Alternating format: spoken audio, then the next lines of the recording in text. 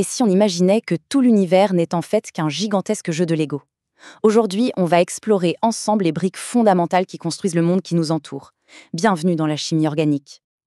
Alors je vous l'accorde, la question peut sembler un peu étrange, mais la réponse, elle révèle un secret absolument fascinant sur la façon dont la nature assemble les choses. En fait, elles appartiennent toutes à une immense famille qu'on appelle les molécules organiques. Et on les trouve absolument partout, que ce soit dans les produits cosmétiques, dans nos aliments, bref, tout autour de nous. Le point crucial ici, c'est qu'elles partagent toutes une brique de construction fondamentale. C'est ça, la clé qui explique tout. Alors, allons voir ça de plus près. Et cette fameuse brique de construction, c'est le véritable héros de notre histoire d'aujourd'hui, l'atome de carbone. Pensez-y, presque toutes les molécules qui sont essentielles à la vie sont bâties autour d'un squelette de carbone. Mais alors, pourquoi lui? Qu'est-ce qui le rend si spécial? Eh bien, le carbone a une sorte de super pouvoir. Il est ce qu'on appelle tétravalent. C'est un mot un peu technique, mais ça veut dire quelque chose de très simple. Il peut former, et il forme toujours, 4 connexions. Pas 3, pas 5, toujours 4. Et c'est ça qui illustre brillamment sa puissance. Imaginez un seul atome de carbone. Il a, en quelque sorte, 4 bras tendus, prêts à s'accrocher à d'autres atomes. Si 4 atomes d'hydrogène viennent se connecter, un sur chaque bras, eh bien hop, on obtient une molécule toute simple, comme le méthane. Mais là où ça devient vraiment fascinant, c'est que les atomes de carbone peuvent aussi se lier entre eux. Ils forment de longues chaînes, ces fameux squelettes, qui peuvent être tout droits ou avoir des ramifications, ou même se refermer sur eux-mêmes pour former des anneaux. Bon, des chaînes, des branches, des anneaux, des possibilités quasi infinies. Alors une question se pose, comment les chimistes font-ils pour dessiner tout ça, pour s'y retrouver? Ils ont dû créer différents types de plans de construction. Prenons l'éthanol. C'est la même molécule, mais on peut la représenter de plein de manières différentes. La formule brute, C2H6O, c'est un peu la liste de courses. Il faut 2 carbones, 6 hydrogènes, 1 oxygène. Point. Et puis, on peut être de plus en plus précis jusqu'à la formule topologique, qui est un dessin ultra simplifié, un zigzag.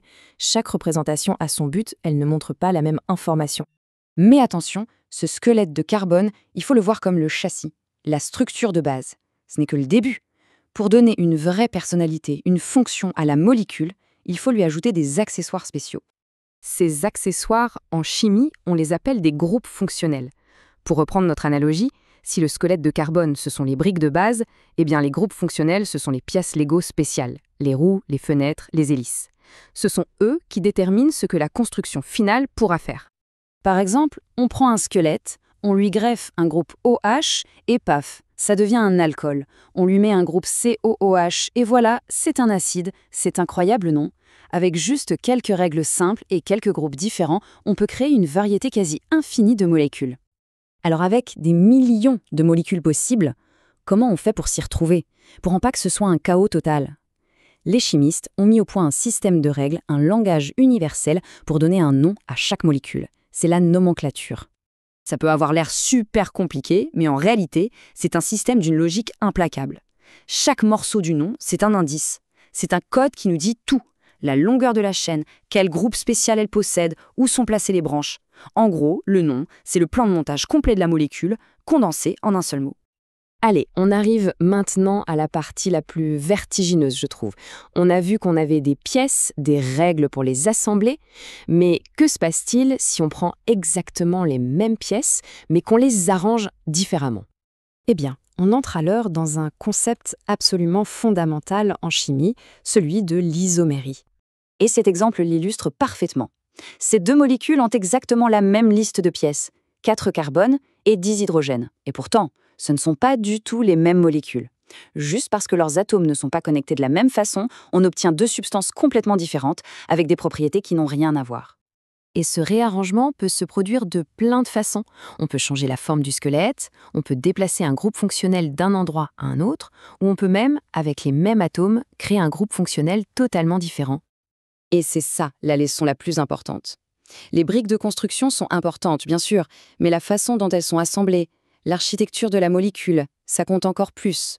En chimie organique, la structure, c'est tout. Ça laisse songeur, non? On peut se demander combien de nouveaux matériaux, de médicaments révolutionnaires ou de technologies incroyables sont là, à portée de main, attendant juste qu'on trouve la bonne façon de réarranger ces quelques briques universelles.